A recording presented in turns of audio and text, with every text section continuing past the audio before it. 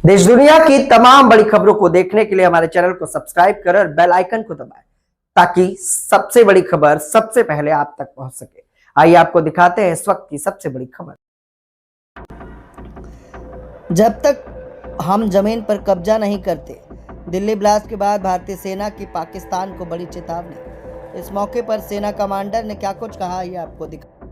Space में भी होगी, साइबर में भी होगी, ईडब्ल्यू में भी होगी, इंफोवॉर में भी होगी, पर जीत जो है वो जमीन पर ही हासिल होगी। तो जब तक हम जमीन पर कब्जा नहीं करेंगे तो पाकिस्तान मानेगा नहीं कि हम जीत गए हैं। तो अभी हम क्या कर रहे हैं यहाँ पर, ये बहुत छोटे से कम लफ्जों में आप लोगों को बतलाऊंगा। हमारा जो फॉर्मेशन है रैम डिवीजन, उसका यहाँ पर पिछले 1 महीने से ट्रेनिंग चल रहा है और ये डिवीज़न जो हमारी वेस्टर्न कमांड की ऑफेंसिव फॉर्मेशन है खड़गा कोर, उसका एक हिस्सा है। यानी इस डिवीज़न का मेन मकसद पाकिस्तान के इलाके में घुसकर वहाँ पर दुश्मन को बर्बाद कर और वहाँ पर ऑब्जेक्टिव्स पर कब्जा करना है। तो ये पूरी ट्रेनिंग और ये पूरी एक्सरसाइज उस ऑब्जेक्टिव को हासिल करने के लिए है। और जैसा कि आपने देखा कि आज की लड़ाई काफ़ी कॉम्प्लिकेटेड है।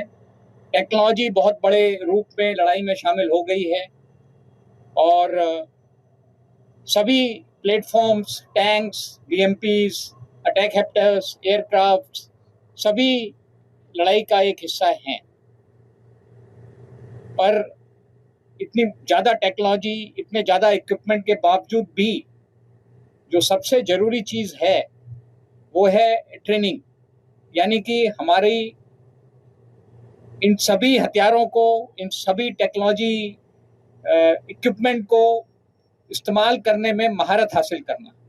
और यहाँ पर जो एक्सरसाइज हो रही है, जो आपने देखा, वो उसी का एक हिस्सा है कि किस तरीके से हम जो हमारी कैपेबिलिटी है उसको अपनी ट्रेनिंग के जरिए और बढ़ा सकें। और जो टास्क हमें मिला है, और ये टास्क बहुत महत्वपूर्ण है, आप सब लोग जानते हैं कि ऑप सिंदूर में हमने दुश्मन को बहुत क्षति पहुंचाई थी, बहुत नुकसान पहुंचाया था। पर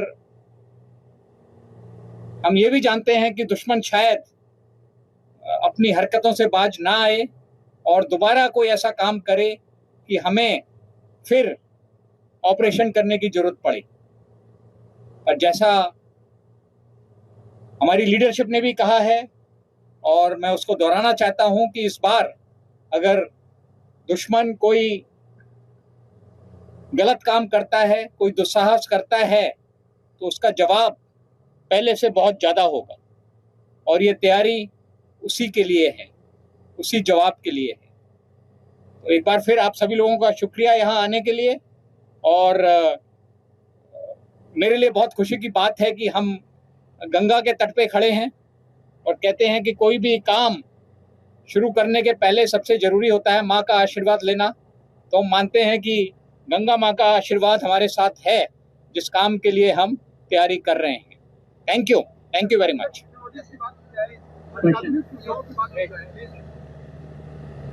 मनीष हूँ, इंडिया टीवी से।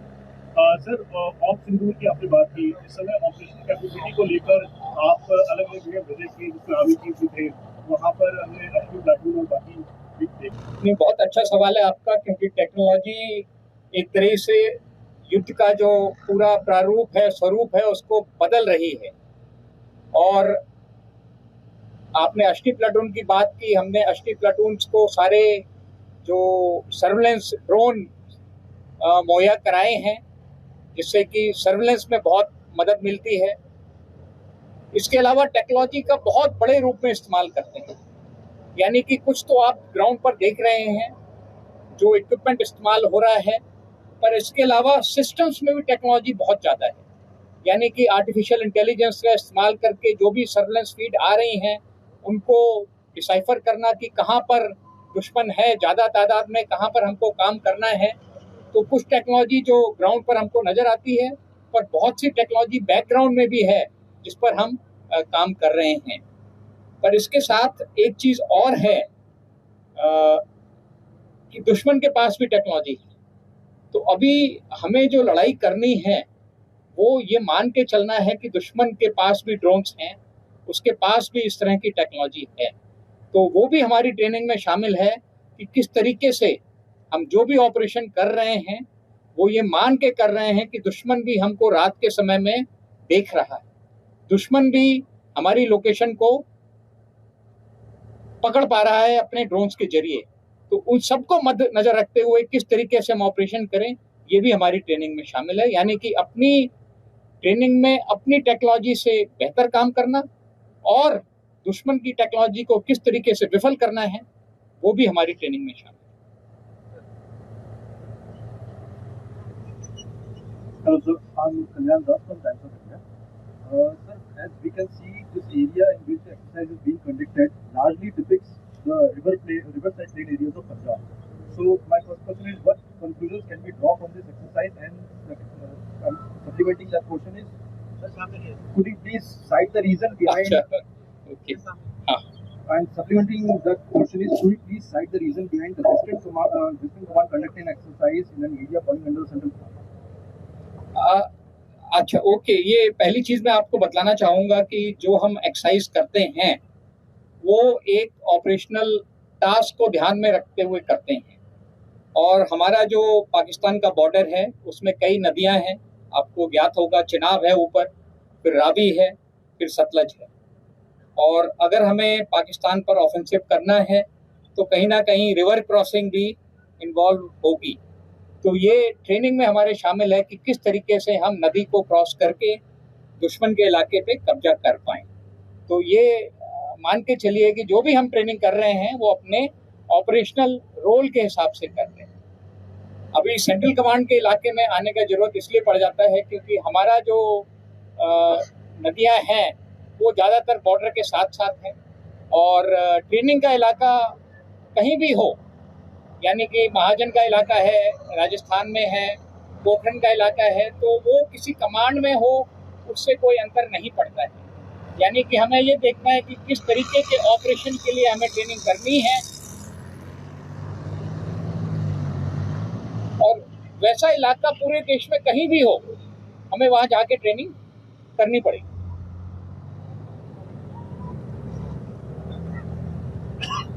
Umesh Srivastava from news 18। Sir, भारतीय सेना समूचे विश्व में अपनी ताकत का लोहा बनवा रही है, अत्याधुनिक सुविधाओं से लैस है। ऑपरेशन सिंदूर में हमने पाकिस्तान को खुशबू पकड़ा दिया और अब जबकि मैं देख पा रहा हूँ कि यहाँ पर इतनी अत्याधुनिक सुविधाओं से लैस भारतीय सेना युद्धाभ्यास कर रही है। ये युद्धाभ्यास यकीनन दुश्मनों के दांत खट्टे करने के लिए काफी है, विजुअल भी काफी है। और आर्टिफिशियल इंटेलिजेंस का इस्तेमाल कैसे सेना कर रही है? नहीं, आपके दोनों सवाल बहुत अच्छे हैं और मेरा ये मानना है कि अगर दुश्मन हमारे इस अभ्यास को देख करके, हमारी तैयारी को देख करके, हमारी क्षमता को देख करके अगर कोई सबक लेता है और दोबारा कोई दुस्साहस नहीं करता है तो ये हमारे लिए बहुत अच्छा है। यानी अगर हम दुश्मन को अपनी ताकत से डिटर कर पाते हैं तो ये सबसे अच्छी बात है।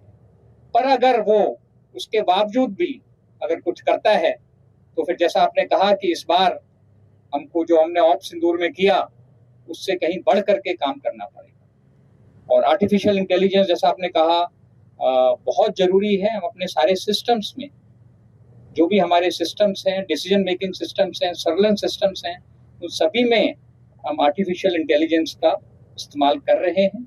और क्योंकि इसमें काफ़ी अभी भी स्कोप है तो एक तरीके से ये हमारी जो कोशिश है और ज़्यादा से ज़्यादा आर्टिफिशियल इंटेलिजेंस सिस्टम्स को अपनी इक्विपमेंट में, अपने सिस्टम्स में शामिल करने की वो एक लगातार जारी कोशिश है जो चलती रहेगी आगे भी। Last question sir, good afternoon, करम खुराना जी न्यूज़ से। सर, ये जानना चाह रहा था कि हम ग्राउंड लेवल पे तो मॉकड्रिल कर ही रहे हैं, लेकिन सर जो साइबर वॉर भी है, केमिकल वॉर भी है और एआई तो अभी आप कह रहे हैं, सर इनके लिए किस तरह की तैयारी है? नहीं, इसी के लिए साइबर से लेकर के केमिकल, न्यूक्लियर, बायोलॉजिकल सभी तरह की लड़ाई की हमारी तैयारी है। आप ये मान के चलिए कि हमें विश्वास है कि अगली लड़ाई सिर्फ एक डोमेन में नहीं होगी, मल्टी डोमेन ऑपरेशंस होंगे। लड़ाई स्पेस में भी होगी, साइबर में भी होगी, ईडब्ल्यू में भी होगी, इन्फोवॉर में भी होगी। पर जीत जो है वो जमीन पर ही हासिल होगी। तो ये सारे डोमेन में जो भी हम काम कर रहे हैं वो किसी तरीके से जो हमारी अल्टीमेट जीत है, वो चाहे 71 की जीत हो, चाहे 65 की जीत हो, वो जब तक हम जमीन पर कब्जा नहीं करेंगे वो पाकिस्तान मानेगा नहीं कि हम जीत गए हैं। तो डोमेन सारी जरूरी हैं, हम सारी डोमेन में लड़ाई की तैयारी कर रहे हैं। पर जो आप ग्राउंड पर देख रहे हैं ये फिर लास्ट, ये मान के चलिए कि सारी डोमेन को मिला करके लास्ट में जो ऑपरेशन होना है वो यही है जो आप देख रहे हैं।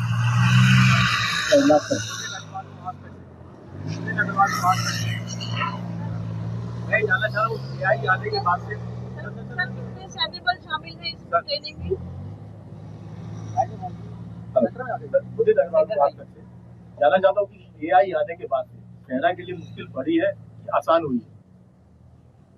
ये आपका बहुत अच्छा सवाल है, क्योंकि AI, जैसा मैंने कहा कि टेक्नोलॉजी जो हम हासिल कर रहे हैं, हमें पता है कि हमारा दुश्मन भी वो टेक्नोलॉजी हासिल कर रहा है। और इसलिए जरूरी है कि जब हम टेक्नोलॉजी को अपने सिस्टम में शामिल कर रहे हैं तो हम इस चीज को भी ध्यान में रखें कि किस तरीके से दुश्मन जब इस टेक्नोलॉजी को शामिल करेगा तो हम किस तरीके से लड़ाई लड़ेंगे। पर AI आने से हमारे सिस्टम्स में बहुत सहूलियत हुई है। डिसीजन मेकिंग से लेकर के सर्वेलेंस रिलेटेड जो भी सब्जेक्ट्स हैं, जो भी हमारे सिस्टम्स हैं, उसमें आर्टिफिशियल इंटेलिजेंस एक आप कहिए कि फोर्स मल्टीप्लायर है, कैटलिस्ट है। और इससे हमारी जो लड़ने की काबिलियत है उसमें इजाफा हुआ। Times of India, I hope Hindi was all right, or you want me to reply in English? No, it's all right. Yeah, okay. Sir विश्वास सैनी सर, जय सर। Yeah. सर मैं न्यूज इंडिया से हूँ सर। सर मेरे को ये पूछना है कि जैसे कि अभी विदेशी इक्विपमेंट भी ज़्यादा इस्तेमाल हो रहे हैं, लेकिन अभी डिफेंस की जो ट्रेनिंग चल रही है इसमें जो देसी जो हमारे हिंदुस्तान के इक्विपमेंट है वो कितने कारगर साबित हो रहे हैं या कितने इस्तेमाल हो रहे हैं अभी अपनी ट्रेनिंग में? नहीं, आप ये मान के चलिए कि आपने जो इक्विपमेंट यहाँ देखा है वो तकरीबन सारा इंडिजिनस ही है। और मुझे तो ये बताते हुए बहुत खुशी है कि ज़्यादातर ड्रोन्स जो आप उड़ते देख रहे हैं ये हमने अपने सेना ने अपनी वर्कशॉप में खुद बनाए हैं। यानी कि इंडिजनाइजेशन से भी हम आत्मनिर्भरता में हम एक कदम और आगे बढ़ गए हैं कि जो हमारा रिक्वायरमेंट है हम उसको खुद भी प्रोड्यूस करने में सक्षम हो रहे हैं। और ज़्यादातर जो आप हमारा इक्विपमेंट देख रहे हैं, एक तरह से सारा इक्विपमेंट जो है यहाँ पर जो हमने इस्तेमाल किया है वो स्वदेशी है। और हम पूरी तरीके से लड़ाई के लिए हम पूरी तरीके से आप मान के चलिए कि हम आत्मनिर्भर हैं।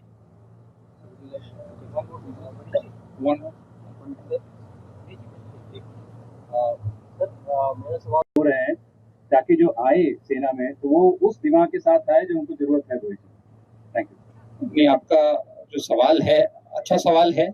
और जो हमारी रिक्रूटमेंट पॉलिसी है उसमें लगातार चेंजेस आ रहे हैं कि किस तरीके से हम जो लोग हैं जिनका टेक्निकल बेंट ऑफ माइंड ज़्यादा है, क्योंकि टेक्नोलॉजी काफ़ी हद तक हर क्षेत्र में शामिल हो गई है, तो इसका भी हम ध्यान रख रहे हैं किस तरीके से हम टेक्नोलॉजिकली कैपेबल लोगों को भर्ती कर पाएँ। बहुत सारी, ये पूरा एक अलग विषय है, बहुत विस्तार में इसमें बात नहीं कर पाऊंगा। होम एंड अर्थ में भी हमने कोशिश की है कि हम टीए में, होम एंड अर्थ में भी कि हम टेक्नोलॉजिकली क्वालिफाइड लोगों को फौज में ले सकें।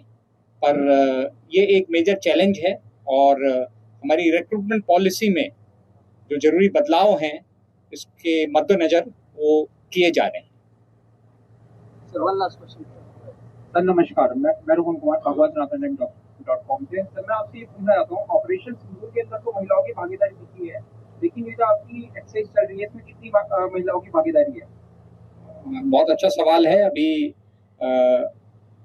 कई महिलाएं जो आपने नहीं देखा, क्योंकि सब लोगों को आप नहीं देख पाते हैं, और जो हमारे सपोर्ट आर्म्स हैं और लॉजिस्टिक आर्म्स हैं, उसमें जो महिला ऑफिसर्स हर जगह मौजूद हैं, पर क्योंकि जो आप देख रहे हैं वो सिर्फ फाइटिंग आर्म्स का ऑपरेशन देख रहे हैं, पर महिलाओं की बहुत बड़ी भागीदारी है जहां भी वो शामिल हैं फौज में, और बहुत नंबर्स धीरे धीरे उनके बढ़ रहे हैं। धीरे धीरे उनका जो कोटा है फौज में आने का वो बढ़ रहा है, और हर ऑपरेशन में मुझे पूरा विश्वास है कि महिलाओं की और ज़्यादा भागीदारी